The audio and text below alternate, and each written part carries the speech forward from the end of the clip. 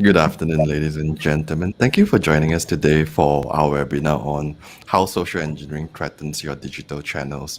Special thanks to our panelists for taking the time to share their thoughts with us today and OneSpan for sponsoring this webinar. Now, I'm really glad to be doing this topic because personally I find social engineering to be a very fascinating subject since it involves the exploitation of the human mind to compromise security. Now, many would imagine that only the gullible among us would fall victim to some of this, but these days, threat actors, they are so good. There was a case in Singapore recently in May where a Singaporean bank actually divulged the data of over 1,000 customers as a result of the employee falling for an impersonation scam. So, a wide variety of people could be susceptible to this kind of attacks. And today, joining us to discuss how banks can best prevent these attacks, we have right on top there Izzat Aziz, who is the Director for Technology Risk and Cybersecurity for KPMG. Below Izzat, we have Gabby Tomas, who is the Chief Risk Officer at RCBC in Philippines. And below Gabby, we have Ben Baltazar, who is the Senior Fraud Consultant at OneSpan. And below Ben, we have Stephen Sim, who is the current president of the ISACA Singapore chapter. So really good and diverse panel of speakers from different background and different parts of Southeast Asia, and even Ben, who's joining us from Dubai today. Gentlemen, welcome to the show. Thank you for joining us. So Thank you're most welcome. So maybe we can start with Izzat and we could take a broad look of things first. And maybe Izzat, you can paint us a picture of how big of a problem is social engineering within the financial services sector, and why should we be paying attention to it? Sure. I think it's a very important topic actually to cover, like what we discussed, Vincent, especially now when you see in the likes of digital banking, and obviously you see all this open API and banking API has been published to the use cases for fintech and also SMEs. This is where I think when it comes to, we always say that when it comes to open API, open banking, you have open data as well. With having all those data, when it comes to social engineering, it makes the perpetrators, the hackers, even easier to gather and to basically create a persona of an individual and to exploit those, whether it's through fraud or whether it's unapproved transactions, or even try to impersonate themselves in a more broader digital channel.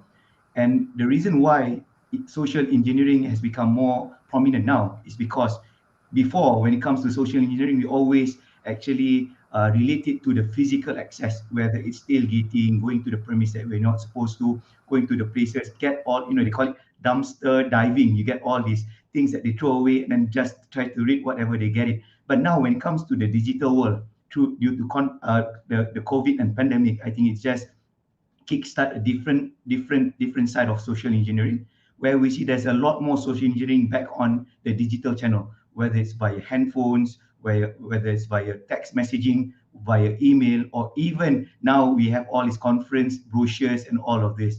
So I think when it comes to the reason why, right, Vincent, in terms of the social engineering in financial sector, generally speaking, when it comes to the information that they want to gather, is the crown jewels. When we say about crown jewels, it's not really when it comes to the money in the bank or even the notes in the vault, right? But we're talking more untangible stuff, which is the data. It can be masked as a sensitive information or even confidential data. It can be the broad in the likes of financial data, portfolio data, your customer information, your identity, your staff email addresses, login credential to systems, or even platform password. So those kind of things are now the emerging crown jewels for those kind of operators to take, and they wanted to have their hand on this kind of information. And bank staff, obviously, or even for the financial institution, they have those control, whether it leverage on people, process, or technology. However, you need to remember those perpetrators, those hackers, they also leverage on the same model as well. They have upgame themselves. Now even they have campaign center where we see videos circulated virally over our WhatsApp or even YouTube, right? Where we see they have a room set up with multiple individual, pretend they are from different department of different division. So when they try to target an individual, they will say, okay, let me pass you to someone else. And then that someone else actually just sat next to him and taking it as if like they are different places altogether. So we see the sophisticated getting more and more. And obviously, I think the more pertinent question that we should address at this particular webinar is basically on the customer and public side, because now I think everyone can resonate really well when it comes to marketing calls, or even give reward email asking us to fill out our credential, our detail on the landing page. They just say, okay, you have a promotion selected as top 100 lucky draw winner, as an example, right? Then please fill out your bank account so we can transfer the money to you. So they will ask your name, and everything. Suddenly they will ask also your account number. Then sometimes if they are quite obvious, it is a low end that one. They will even ask what's your Maybank to you or CIMB clicks password. And I'm not joking. This is something real that most of the people out there in the public, they basically fall into this kind of traps, unfortunately. So that is, I think it's really important to have this kind of conversation to create awareness. And I will speak a bit later on as well in terms of the behavior side of things, because as much as awareness is really important, the behavior itself play important role as well. Because as much as people know, okay, these are the typical modus operandi, this is the typical the game that they do, but people still fall over and over again. So probably I'll cover later on as well, Vincent, if you don't mind. I Sure. will let the rest of the speaker to elaborate a bit more on the questions. Perfect. Thank you for that. And I think it's certainly right in saying that banks are a target because of the treasure trove of data they have, right? So let's dive deep into that a little bit more later as well. Gabby, you have a flaw. You have the flaw. Give us a sense of why social engineering is a problem, and maybe some perspectives from Philippines as well. Yeah, thank you, Vincent. I'm very happy to be here with panel of professionals and talking about this very pressing issue of our time. Let me step back a bit. Maybe let's talk about cybersecurity. Cybersecurity or IT security is a growing area of investment for enterprises and corporations. Some research suggested that from the period 2004 to 2017, IT security spending had grown by 35 times. And it's estimated that in the 5-year period from 2017 to 2022, total IT security spending would have eclipsed $1 trillion. What does this really mean? This means that for fraudsters, it is more complex. It's a more complex task of now hacking into IT defenses, technical defenses.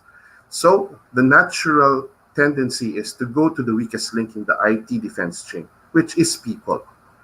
People, the users, our clients, our employees. And that's how what you're seeing right now, the rise of social engineering. In terms of social engineering, estimated losses from 2018 to 2020 are at around $3.4 billion lost just to social engineering. And these are those that have been reported to the FBI. There are a lot of other cases there that haven't been reported.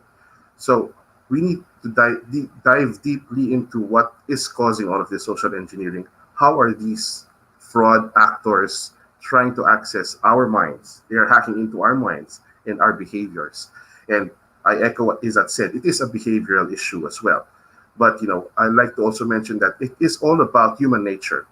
It is something that's innate in us. It's very difficult for us to separate ourselves from the behavior. It's no longer something such as that person over there is the victim because he wasn't thinking, he wasn't aware. It can happen to anybody. They can come in your context. They will study you, and this is what the fraudsters do. They will employ guerrilla tactics, find out your context, your situation, what your preferences are, what your situation is. And the need now is even more urgent on the wheels of the pandemic. This is a very important point. The pandemic introduces stress, and that is exactly what fraudsters want. Stressed situations. That's when you make poor decisions when you're under stress. You do not have time or the inclination to look at every aspect of a decision you're going to make. And they want to rush you into these decisions. They don't want you to think about it. The more you think about it, the lower the chance of success. So yes, it is a very pressing issue for our time. I think certainly during this time, fear and greed is at an all-time high, right? And Right. I'm sure they're very aware and they manipulate this as well.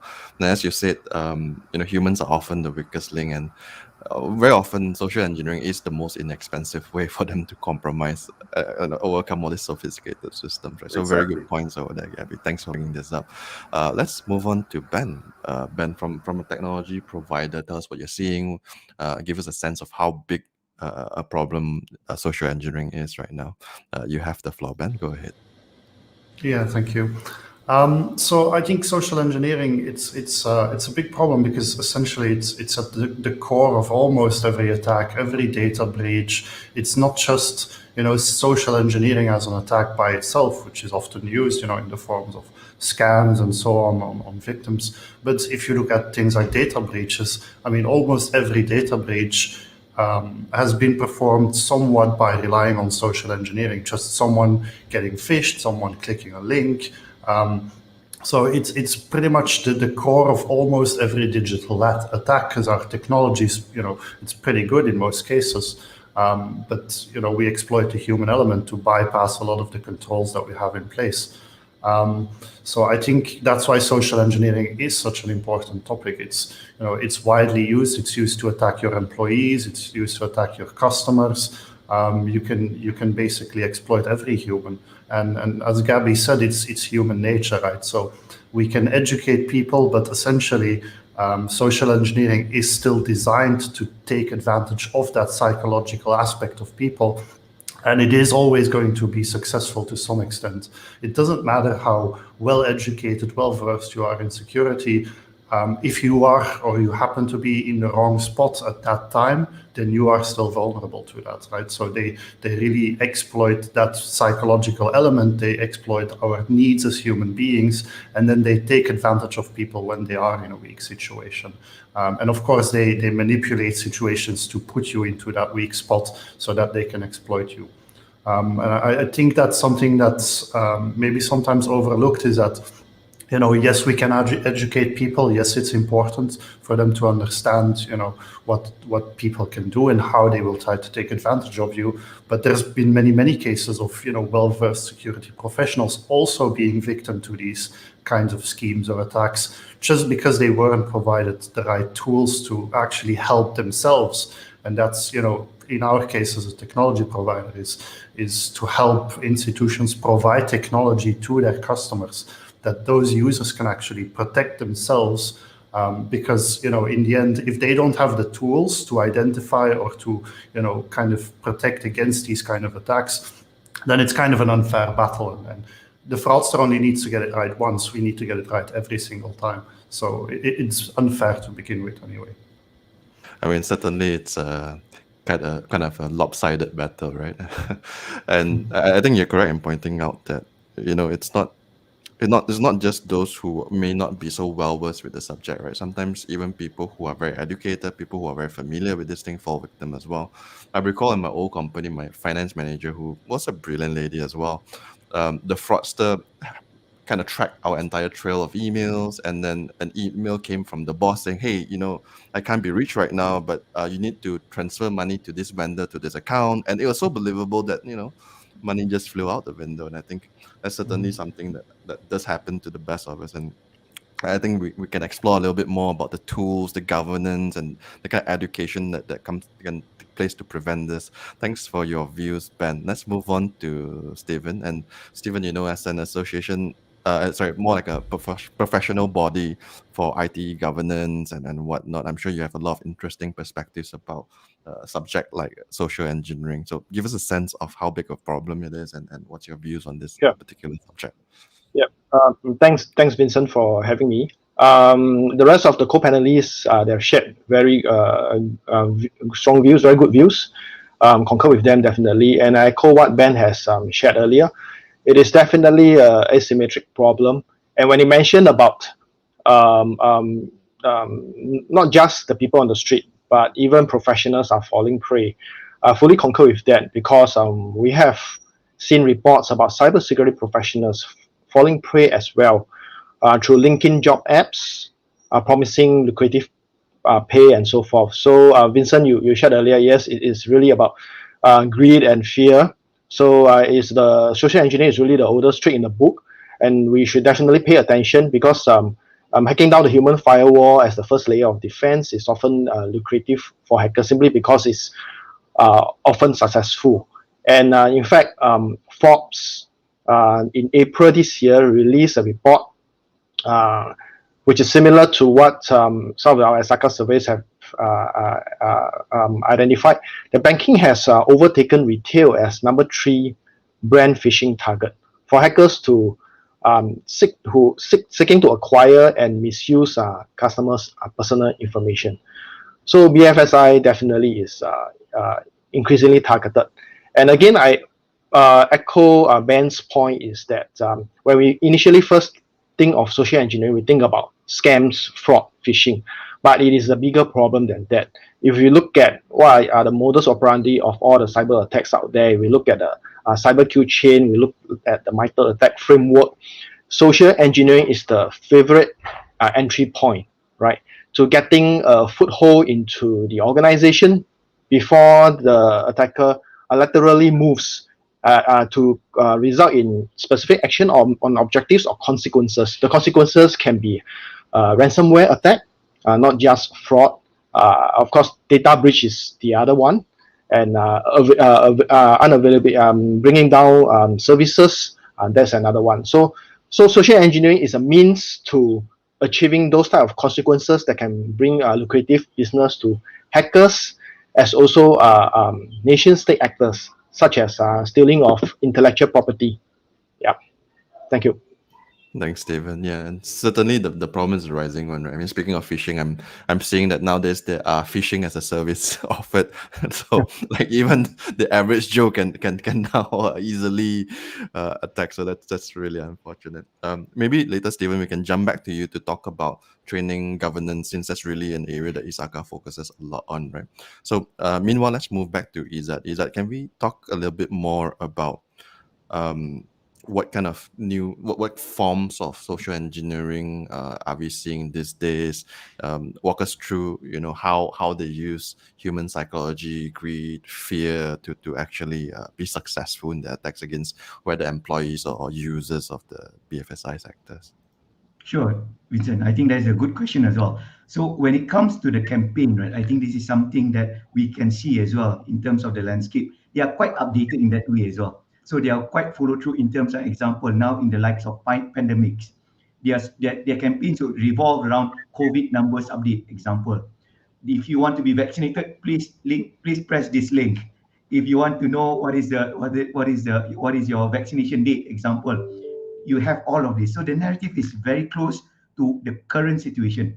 So example, like I said, in Malaysia, if you talk about MCO, right? So because I know we are quite diversified today, we have everyone from everywhere, to be frank with. So from Malaysia MCO example, to know the phases, they use the phases as a link for them to use this. But one thing I just want to take a broader view of 50,000 view, right, in terms of the social engineering. Those days when they want to do social engineering is basically to get the corporate kind of access.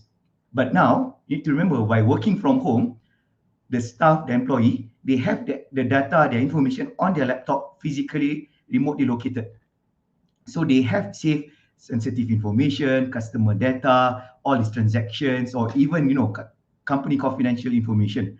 So now the perpetrators no longer just aiming for the high-level sophisticated data center where people already reinforce it with multiple level of firewall, multi-factor authentication, you have all of this. But now, they even go, example, if you leave your corporate laptop inside your car trunk, the moment they see it, it's an easy way to get those information. They just break it in, get those data that hosted on the endpoints. And when they want to basically get the access, it's no longer, we're talking about those days of golden ticketing exploit using Kerberos keys and all these things, right? They need to get all this detail in terms of lateral movement, go escalate one privilege to another, become the AD, Access Directory Manager, and then they have basically the key to the kingdom. But now, you know what? Getting a username and credential password for the user, it's enough. Because why? The data is already stored on endpoints. So now the sophisticated is even more. So to give a bit of statistics, right? Because I think I like the combination of today's composition, because there's few statistics I wanted to share. They shared it already, so I might as well just throw my cards first. So there is around 50 to 100 million fakes and duplicate account on Facebook alone. So you imagine that whatever you post on your social media, whether you like it or not, there's another 50 or 100 million that just collecting and scraping all those information from your post on your wall.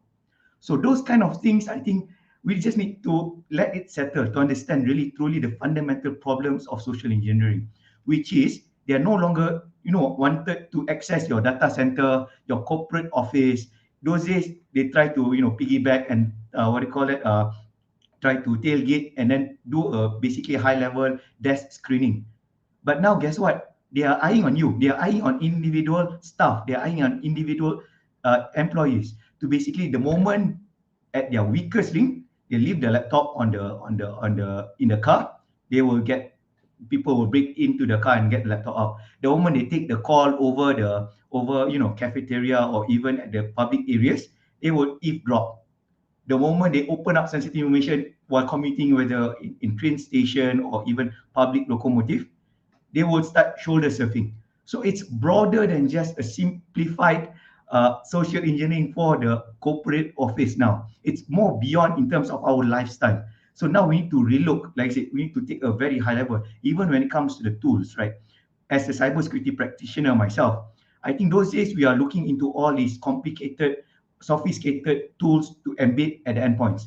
But yes, I agree with one of the panelists mentioned that human are the weakest link. As much as we invest in the processes, we redefine the processes, improving the access controls, having all this multi-factor authentication, even with retina scanning, right? But human is still our weakest link. So with that, we need to really identify the whole journey in terms of how do our staff now act in the new normal. So if they are having their call at the public area because they need the internet, example, right? For those who really have bad connectivities at home, we need to consider that as well. And when they need to have those portability going from one places to another, especially when you're a consultant, you meet one client after another, you need to make sure you have those safe zone. You need to be, overly understanding of your environment. Where are you basically taking those sensitive information? So those kind of things need to be articulated clearly and need to be basically instilled in those behavior of our staff and our people. And definitely, I would like just to share one analogy, right? When it comes to the awareness, obviously everyone would know the consequences and also the environment that can basically exploit them in multiple fold. However, if I would give you an analogy, it's like driving a car on the highway. So when you drive your car on the highway, generally everyone basically, if you can drive your car on the highway, you gone through all these driving schools and all this awareness in terms of where to slow down, where to stop, what means by red light, what means by yellow light, what means by the red light.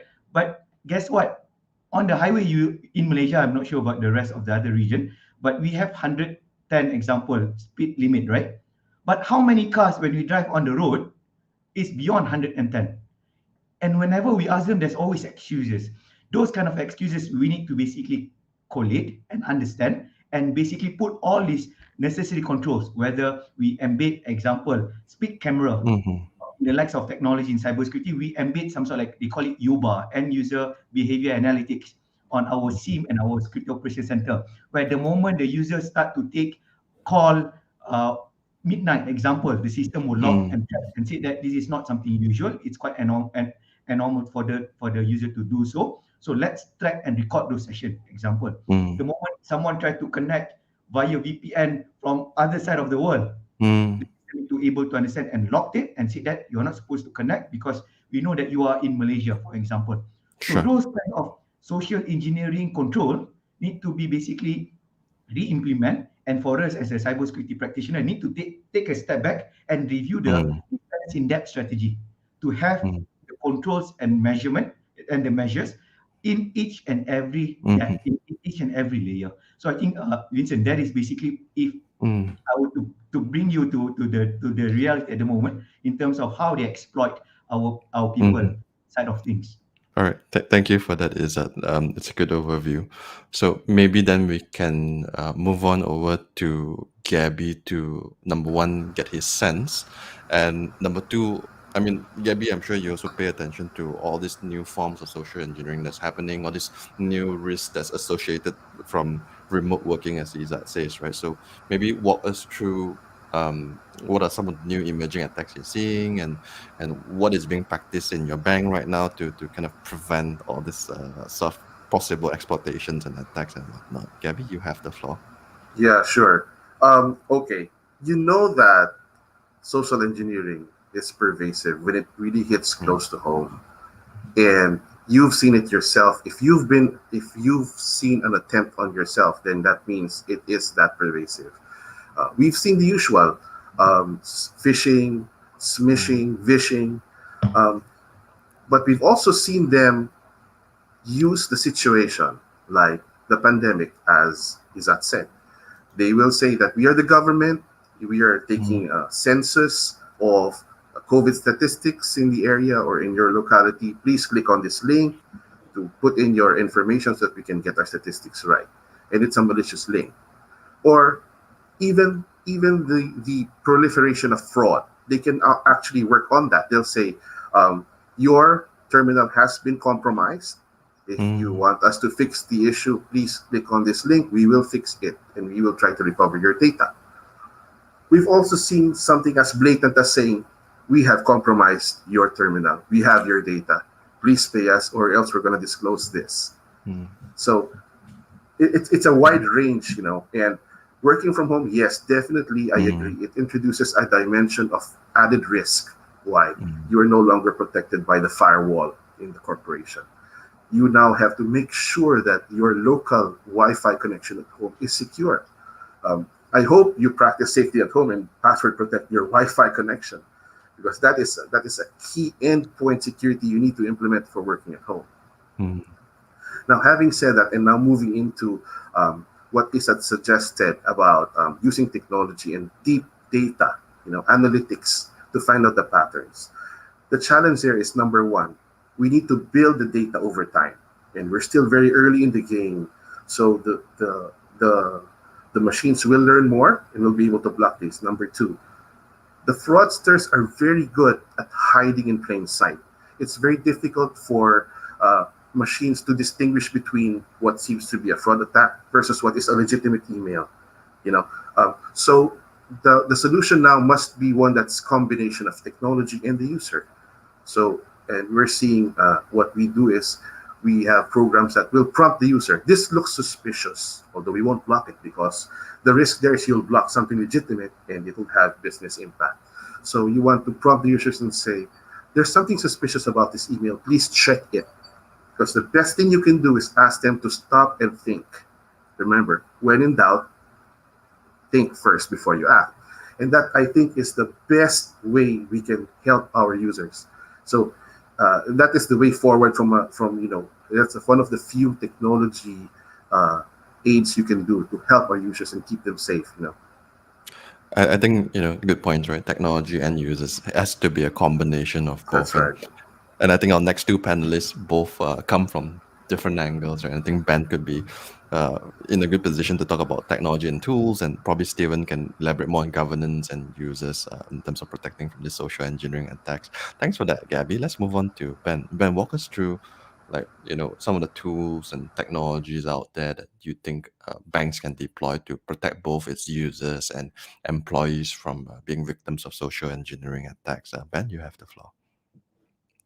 Your mic's muted, Ben. Yeah, There we I go. got you. Thanks, Vincent. In terms of technology, there's a couple of really important parts that you can use. First one, probably most discussed one, is going to be multi-factor authentication, right? That's the main use to protect against things like stolen credentials, phishing, but in the end, we see that multi-factor authentication, you can use it or deploy it in many different ways. There's so many different, forms of multi-factor authentication. And that's where we have the first problem, is that in many cases, we see institutions are deploying MFA, but they're doing it ineffectively. For example, if you are today still issuing, one-time passwords by sending someone a text message, then, you're not really doing much in terms of protecting your users, because there's already so much evidence that this is an ineffective method. The main component we usually talk about in terms of MFA and how to use it properly is what we call dynamic linking, which is where that one-time password that's being generated, it's actually going to be linked to a certain operation. So, what we often see is that banks are issuing one-time passwords. You get a text message or you use an authenticator app, and it's just a simple 6-digit code, but it's not associated with anything. So in the end, the user doesn't really know what this is going to be used for. So what happens is fraudster calls them up, pretend to be the bank. Maybe they've done their preliminary work and they've already got some, data that allows them to pretend that they're the bank, and they have some, account information on that customer and so on. But in the end, they'll ask the customer to hand over the one-time passwords. And because the user just receives a text message with a 6-digit code, of course, they have no idea what this is going to be used for, right? So they can give kind of any reason that this code is needed. And then, they don't know this is used to log into an account. Maybe there's going to be a second code. Again, user doesn't know this code is going to authorize a transaction for $20,000 or whatever. It's not even mentioned in the text message. So that's why dynamic linking is such an important component, because that links the OTP into a certain operation. And at the time that this OTP is used, it provides that context to the user and says, look, do you really want to authorize a transaction, to this account number? And that already changes kind of the whole situation, because you can no longer simply ask someone, oh, just give me the 6-digit code, because instead they will see all the context and they're like, yeah, but I don't want to do a transaction. That's not what I'm here for. So that's one of the main tools. And then the secondary tool, which is the more invisible part, is it's been mentioned already, but user behavior analytics is again a very strong component. And I think Gabby was talking about it a bit earlier. And I see it as a very strong component, right? Because you can profile people, you can understand what their usual behavior looks like, and then you can also determine when that behavior is not what it usually is or what is being expected. I think one of the common issues that Gabby mentioned is that you need data to do that, right? So you need to first collect that profile, generate that profile before you can compare. So what do you do with a new customer? So typically the solution for that is to rely on what we call expert knowledge or common industry knowledge in terms of knowing how these attacks work, what they look like, and how to identify them. And that's another thing that we typically use, a combination of expert approaches combined with, machine learning approaches to kind of give you that best of both worlds approach. And then, you can rely on the industry knowledge, because a lot of these social engineering attacks are actually really easy to recognize in terms of, if you collect enough data, then you will see this is not my usual user. This is, completely obvious. It's not. This is not something anyone would usually be doing. So I think that's usually a good approach, combining, those two, and then having proper authentication methods and tools for your customers to actually, protect themselves a bit, because with context, it's just a huge difference in terms of the journey. I think the OTP is a good point as well, right? A lot of, not just banks, even fintechs who are e-wallets are relying on OTPs as well. And sometimes maybe fintechs may be more focused on the customer experience, focus on customer acquisition.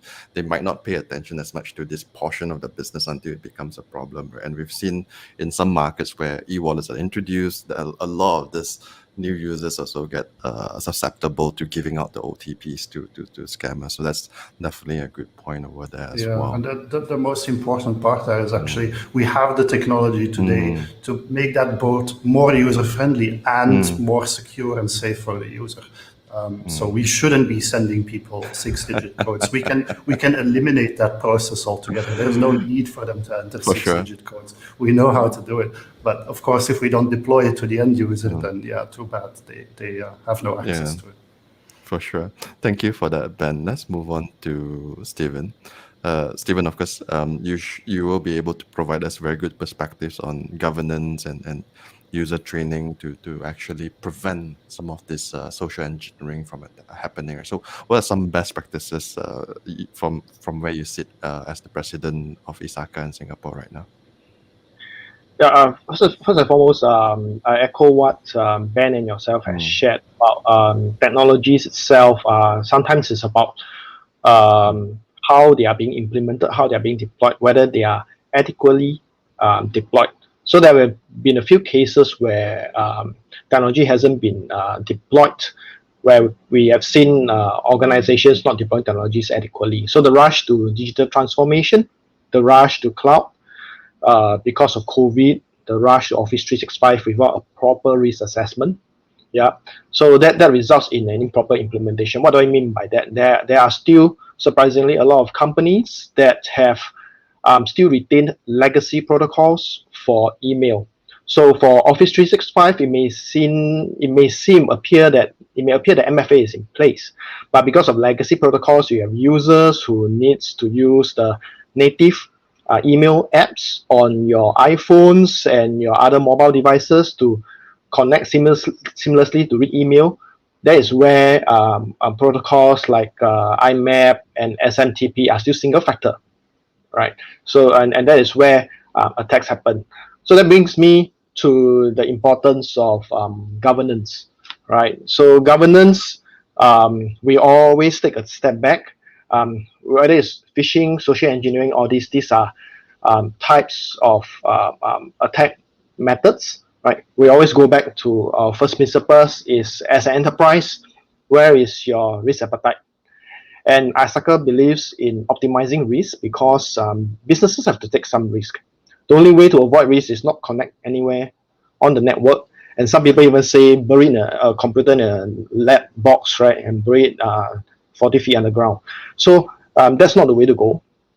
I believe just earlier on someone mentioned about the car analogy. We drive to work. We still drive to work because that is a calculated risk. We have to take risk because that brings us business benefits. There are certain business drivers. So that is where the enterprise risk appetite first have to be defined, and followed by that crown jewels, right? Business impact assessment analysis in terms of what will happen if the crown jewels were to go down. For bank, what is the consequences that it wants to avoid? Reputation loss, leakage of PII data, regulatory fines by the privacy bodies, and so on and so forth. And from there, governance would require looking at the threat vectors. So social engineering is one, right? Social engineering attacks can come from different forms, phishing and so forth. So ways to target all these strategies to narrow down to focus on social engineering. I think first and foremost, culture and education is important, right? To inculcate the right mindset to the users. They must appreciate and understand what does it mean by being phished. It's not just about them alone. What are the consequences? So that is where I know it's debatable how effective are e-learning modules. People just want to pass the test because the company asked me to do so. But what is important, I feel, is performance-based phishing simulation that must be added into the processes, right? And it must be based on realistic scenarios. So that is phishing simulation, relying on technology, phishing simulation tools to simulate COVID-19 themed emails, to simulate Office 365, someone trying to share a file on O365, right? And I think that culture itself is important because folks should not walk away with the expectation that if phishing rate is a key risk indicator. So when we talk about governance, we talk about enterprise risk, we talk about risk registers. Definitely, we need key risk indicators. So phishing rate, the rate of people falling prey to phishing, is often used as one of the key risk indicators. We should not expect it to always be on a downward trend, right? The numbers are not there just to please the upstairs, right? It's not there to please the upstairs. It is to ensure that it's a means to an end, to ensure that the users in the corporate world are effectively trained. So when you introduce a new type of phishing attack modeling after what real life hackers have been using, the rate may go up. That's fine, because we have to look at it as a half filled glass of water rather than half empty. You have more folks being trained up to protect against that type of attack, right? So contextualized phishing is important, and it's important to inculcate a culture of not just sticks but carrots. I mean, if somebody reports a phishing email, praise them, right? Give them carrots, give them brownie points, right?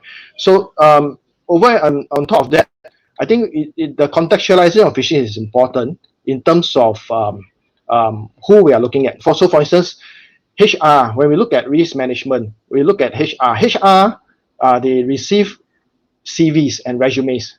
So no amount of exercise is likely going to help them because people unknown to them are going to send them CVs, are going to send them resumes, right? So what needs to be done in such cases, we look at people, process, and technology to mitigate that kind of risk, right? We have to look at technology to supplement. In this case, many companies, including banks, they have relied on e-recruitment portals. So these e-recruitment portals, they are the middlemen to receive the attachments, and then there will be adequate scrubbing, scanning, and so forth to ensure that the files are legitimate.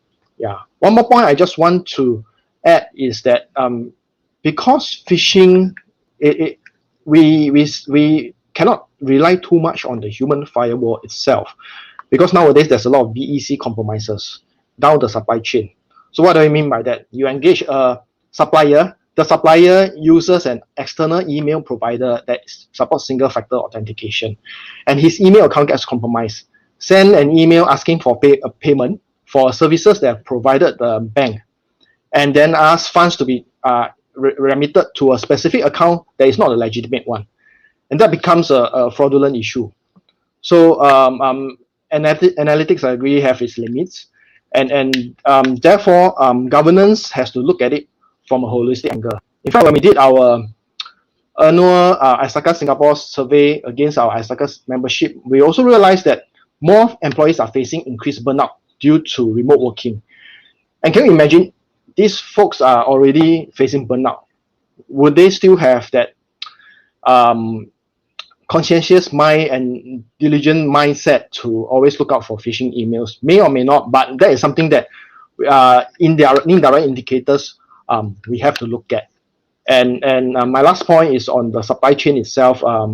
There's an increasing supply chain risk, so we should not just look at public and our employees. We should also look at the supply chain.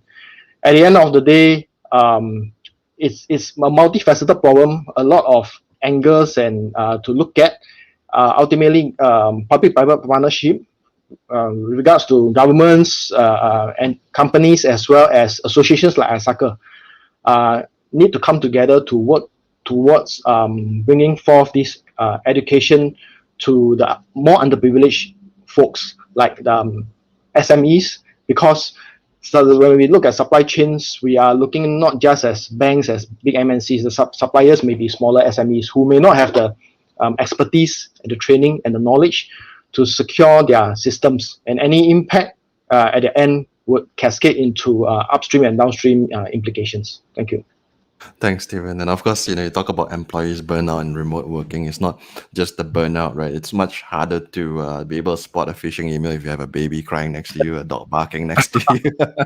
It's a very different environment for sure. Thank you for that, Stephen. So I just want to quickly switch gear for a while, because I think we've been talking a lot about employees and employee education governance within the organization. I want to kind of switch gears to users for a bit, right?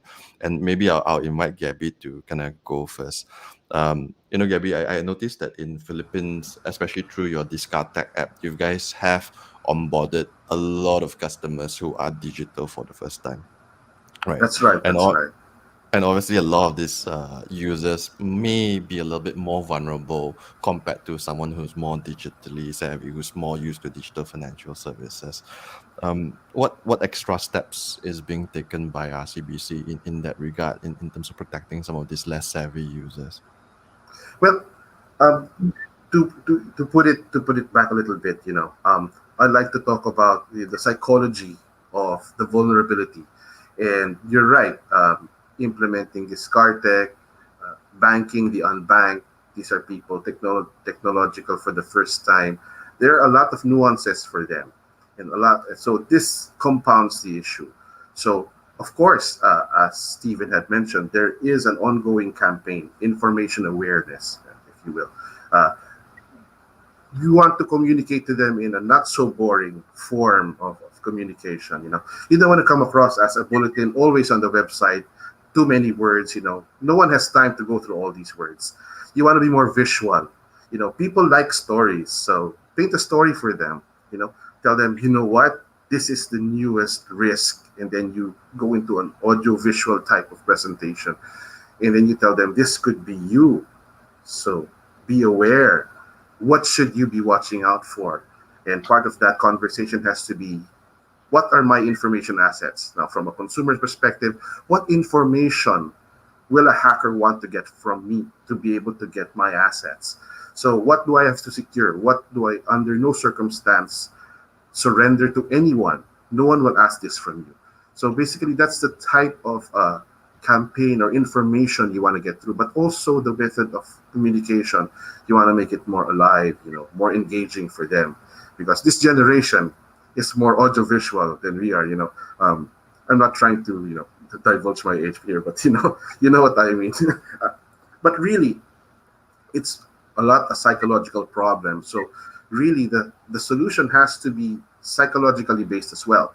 And I echo Steven, more than just e-learnings and webinars, you would want to have simulations. But more than that, in a corporate setting, you want to have mock phishing emails, mock smishing, and then you want to measure how many of your employees actually clicked or actually gave their information, and then you do a debrief, and you do that a certain number of times. What you're trying to do, you're trying to get them to be unconscious about doubting these types of emails, because they unconsciously become victim. So you want them to unconsciously doubt these types of emails. So it's a psychological solution to a psychological type of vulnerability. So that's basically where I think there is a lot of leading edge solution that we can implement there. Interesting. So speaking of like the younger generation being visual, does that mean we'll be seeing TikTok videos of you doing education on security anytime soon, Gabby? That's a good idea. Let me take that back to my boss. I will stay tuned for that TikTok video. Tell Lito about that. I will text him later for sure. Thanks, Gabby. Let's move on to Izzat. Izzat, what are some advice that you're giving your client right now in terms of protecting some of these more vulnerable users? Because I recall recent reports indicate that maybe 40 million new internet users in Southeast Asia, right? So that's certainly a whole new demographic of people that I think fraudsters will try to target with social engineering. So walk us through, what are some advice you would give your client to protect these new users? Your mic is muted. Happens to the best of us, no worries. Okay, Go sorry. ahead, Izzat. So basically, when it comes to technology, the way I see it, right, Vincent, it is a double-edged sword. So as much as we want to use all these, what you mentioned in terms of technology tool to make sure our stuff is secure. As an example, they have spam filtration at the email gateway, or even web isolation whenever they open external party webs. But at the end of the day, the hackers and the perpetrators also use the same technology, whether it's artificial intelligence or even machine learning, to attack those people as well. So we need to imagine this. And I have one statistics that if you have a password, right, with 8 character, and you just use a simple password, which is basically just a simple lowercase or letter only, it will only take 4 hours and 7 minutes to crack it. And if you are using complex password, which is basically composition of uppercase letter, lowercase letter, numbers, and special character, it will still take 6 months to crack it. So it's just a matter of time for this machine to become more smarter and smarter to actually bring the 6 months probably to 1 hour or 6 hours. So this is something that we always work on. But at the end of the day, we need to make sure we are always ahead of the game. And I think to your question, in terms of KPMG, right? For us, as KPMG as a global advisory firm, if the same analogy that I'll use in terms of the car, you really want to drive more than 110 kilometers per hour, do let us know. If you want to drive 200 kilometers per hour, 300 kilometers per hour, we will make sure you are track ready, but not on the road. We'll make sure you have all this active suspension. We make sure we redesign your aerofoil and also your downforce. And at the same time, we design your chassis. And obviously, we improve all of this. We can have all these gadgets, all this mumbo jumbo into your car. And we will give you a track, and you will definitely have fun. And you will definitely enjoy your track day. But this is where I think global advisory like us play a major role in terms of building those kind of narrative. So if you really want those kind of things within your ecosystem, example, if you say you want to have your user to run remotely and do work anywhere, we have those people process technology review to ensure that you be able to do so. So for us as a risk advisories as well, we will not deter in terms of, we say there's no such thing as this, we cannot afford this, we can't do that. But rather, if you want to, these are the investment that you need to put in. These are the awareness and the e-learning that you need to spend in. These are the capability within your human resource team need to have. So those kind of conversation need to be basically drive pretty much from the top down. And this kind of the tone at the top need to be resonate really well across, when it comes to the corporate value, when it comes to the corporate, cultures, things like that. And eventually, once everyone understand, okay, we are on the road and this is a public road, we can only drive 110. But don't worry, over the weekend, on Saturday, Sunday, if you want to hit the track, we will customize it, we will bespoke it just for you to enjoy on the track. So this is I'm getting a sneaking suspicion that you may be a car person. I don't know what's giving me that sneaking suspicion. Yeah, I am a car person, but yeah, I think that is something that I just want to say, that basically in terms of the technology, when it comes to the reviewing, it's just a matter of you need to understand what you want first, and we will help you to enable those kind of use cases. But very quickly, just to go back to the question, what I want to understand is because a lot of your banks and a lot of maybe even the digital financial service providers that you guys engage with in KPMG, they're onboarding a lot of new digital users for the first time, right? So what advice would you give these clients on how to protect these new digital users? Any best practices? I'll give you another analogy because I think this is quite to the public. Is it car related as well? If it's a conference, then I know it's very technical people, but this is to the public.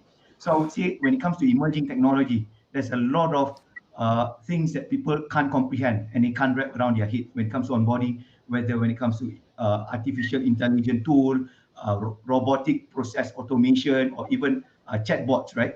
One thing that I just want to see when it comes to the security, it's truly to understand what does the technology entails. Example, right? One analogy again, I will give you slightly different than car. So at least I'm quite diversified as well and quite sophisticated. So if you go to the hotel room, would you say hotel room is more secure than your house? It's just basically the matter of what kind of controls that the hotel rooms provide, what kind of locks does it provide. Sometimes your house can be a lot more secure than hotel room because you put on that boat kind of lock. You put a proper gate fencing system in your house. It can be more secure. But those people, I think the key points that I'm trying to make is basically the person need to understand what they bring in, especially when it comes to cloud, I'm going to emphasize this, because generally do not know what roles are they playing. Example, if you're talking about infrastructure as a service or even platform as a service, they need to understand that some of the components are managed internally and some of the security controls are not provided as is. So they need to subtract whether from the third party or even add-ons on-demand kind of services. So they need to truly understand the subscription model that they embark themselves on. And obviously they need to understand as well that few things that they need to understand that they need to take in charge in terms of having those controls in place. As an example, if you broadcast your website on a cloud platform, right? You need to make sure you have a proper DDoS mitigation solution, whether on WAF or even scrubbing centers, things like that. When it comes to the malware, you need to make sure it's managed properly. When it comes to the access to the cloud platform, you need to make sure you have those proper, whether it's multi-factor authentication, whether it's identity management. And then now, Vincent, just something to share, basically open up the intriguing point as well. Now people are talking about behavior biometrics already. So, but behavior biometrics is basically pretty much people are now sacrificing their security for convenience sake.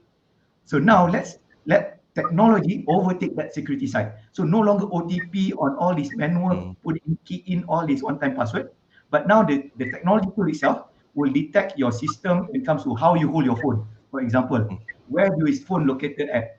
Where is the phone connected? Which Wi-Fi point, which access point it connected to? Is it a public domain? Is it a private network? It will generally create that kind of posture security analysis, and determine whether are you safe enough to connect back to the corporate mothership. So at the end of the day, it really leveraging on technology for the sake of convenience, because now we see All right. And in fact, I read one article in one of the I like to read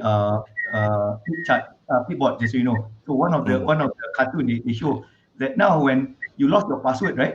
You do not need to create. You know why? You can just go online and find your password online, probably published in one of the forum or Pastebin or any other public chat, because now everyone's information is already out there. So Mhm. now it's a matter of how do we secure that even further.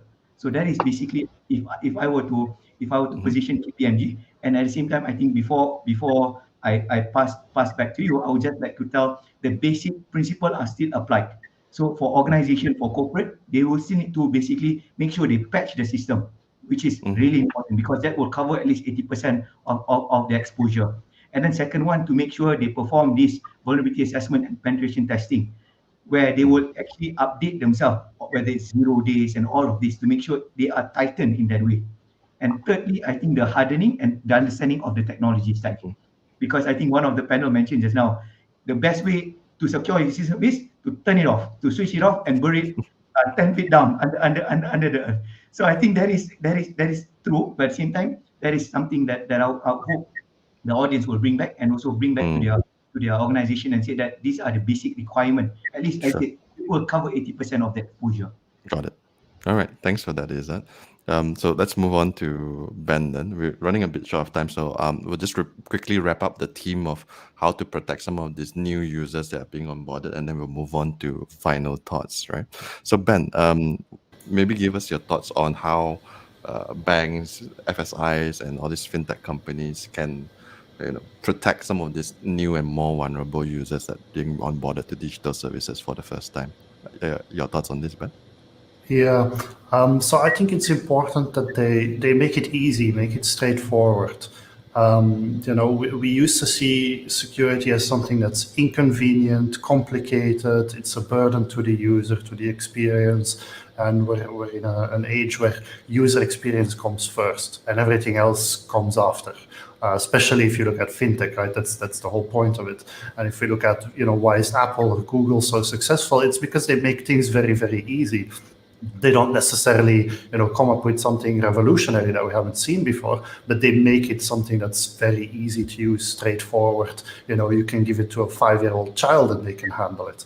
And maybe we need to do the same thing a bit in terms of securing our users. We need to make the journeys easy, straightforward, have the security built in, have it by design, but don't make it something that's a complicated process where you have to go to 3 different apps and grab codes and input something here, and then you get a phone call. And I mean, you can have infinite amount of extra measures, but it doesn't help anyone.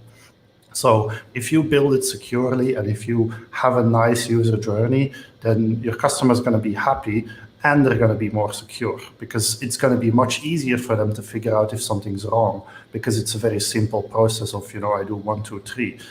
If it's a very complicated process, then they're more likely to get lost in it and then therefore more likely to be taken advantage of. So I think that's basically the number one point I give to organizations, whether it's a bank or a fintech, is try to have security by design, but have it in a convenient way because it doesn't have to be a burden. Really, it doesn't. We're long past that age of having to do that. So let's all go there. Really, we'll have happier users and hopefully it will be safer as well. For sure. Thank you for that, Ben. So, Stephen, let's move on to you. What do you advise the members of Yeah. your association in terms of how to protect some of these more vulnerable users from social engineering attacks? Yeah, I fully concur with Ben that cybersecurity and convenience does not need to be a zero-sum game because technologies have advanced like password technologies where you just use thumbprint on your handphone, and that the MFA is still there, right? So, I think back to the question of the number of users, increased internet users, I think we need to focus on underprivileged ones who are the seniors. You see, seniors, they are lonely now. They are even trying to figure out how to use Zoom. And now they go on, very susceptible and exposed to this type of attacks. And this requires collaborations of public-private partnership, like I shared earlier, and the involvement of ISACA in helping the community. And we have seen cybersecurity agents of Singapore. I think earlier on, Gabby was sharing about making it enjoyable and so forth. So I recall there's been some videos, Hokkien skirts, Hokkien skits, which is a dialect in Singapore. Skits on how to avoid phishing emails and so forth. So those appeal to the old generation, but I think we also need to focus on the young generation, because education at a young age is important. And in Singapore, there have been phishing talks by the Cybersecurity Agency of Singapore, IMDA, GovTech, phishing talks in primary schools and secondary schools, and with the support of associations to cascade this to the wider population, because it's not just about the companies, so about their personal accounts, their national authentication IDs and so forth. Just one more perspective to it, I live by the motto of zero trust. So in fact, I don't receive scam calls anymore for many years, because what I did is I simply block out all numbers that are not in my address book. I know some people cannot tolerate that, especially if you're in sales. So I use a so initially troublesome, but once you have that phone book populated, it will be doable. Thank you. Maybe the fraudsters also know who Steven Sim is, right? And perhaps we won't waste our time with Steven. Thank you for that, Steven. So maybe now I move on to closing thoughts. And while we still have you here, maybe you can give us a quick, less than 1 minute closing thoughts you want to share with our audience, and we'll move on to the rest. Yep. Governance, adopt a risk-based mindset, inculcate a risk-based culture, focus on performance-based training, make sure that the board is aware, that's from a company perspective, adopt strategies across people, process, and technology, and participate actively in public-private partnership. Get your staff trained, get involved in the committee and mind share by joining associations like iSoccer. Thank you. All right. Thank you. Thank you for that, Steven. Nice little plug there as well. Let's move on to Gabby. Gabby, any closing thoughts for our audience before we close the session? Yeah. Thank you. Yeah. Maybe I'd like to leave the audience with some very practical tips, to help them through these challenging times. So I have 3 points for the audience. Number 1, know what your critical assets are. And this applies to both the consumer and the corporate. What are your critical assets? From the corporate perspective, this is a much more complex process. Take an inventory of all your critical assets, where they are, and determine whether they are stored and secured properly, number 1. For a consumer, what are your information assets, ones that a fraudster will want to compromise and get from you? The moment you know what these are, you go into step 2. Always pause and think before you do anything, especially if there is a request for you to act on or give out these information assets, these critical information assets. Once you doubt, that's half the battle, because the more time you think about it, the lower the chances that they will get your assets from you. And number 3, and this harkens back to the MFA argument, multi-factor authentication is based on independent verification, an independent way to verify a request. So from a company perspective, when in doubt, escalate to your supervisor. Is this a legitimate email? From a consumer perspective, if you get a call from your bank saying you need to update your account, you have to establish your independent way to contact your bank, not through the same email that you received, not through the same person who's calling you, but from someone else in the bank that you can call and say, hey, I received this call. Is this legitimate? So those three tips will go a long way in helping you avoid being victimized, whether you are an employee, a user, or a third-party provider. Thank you for that, Gabby. Nice little way to wrap up from your end. Let's move on to Izzat. Is there any closing thoughts for our audience before we go? Yeah, I think generally when it comes to the acknowledgement, the entry barrier has already been lowered very low. In fact, we mentioned earlier briefly in terms of the crime as a service, it's already publicly available. Anyone can perform phishing against anyone. And now just a matter of if you have your credit card, you just put it in your detail, then you can get the service rendered for you. And I think secondly, I think the most important part is basically now is the time for every one of us need to position ourselves in the position of strength, where we need to prove to our employer and our company that human is the strongest link. So we need to re-emphasize that human is the strongest link. So no longer in the days of if anything happened is because of the human first. Now we need to tell them that we are there and we are fully aware and we are capable of, minimizing those exposures as well. All right. It's Vincent. always nice to wrap up on some optimism. Thanks for that, Izzat. Let's move on to Ben. Ben, any closing thoughts for our audience today? Yeah, I'll give 2 points. Sure. So the first one is basically, are you actually following the things that you're preaching to your customers? For example, something I've seen here personally happening in the UAE is there's a huge campaign in terms of awareness and making people aware about be careful, fraud, don't give one-time passwords, don't give out credentials, etc.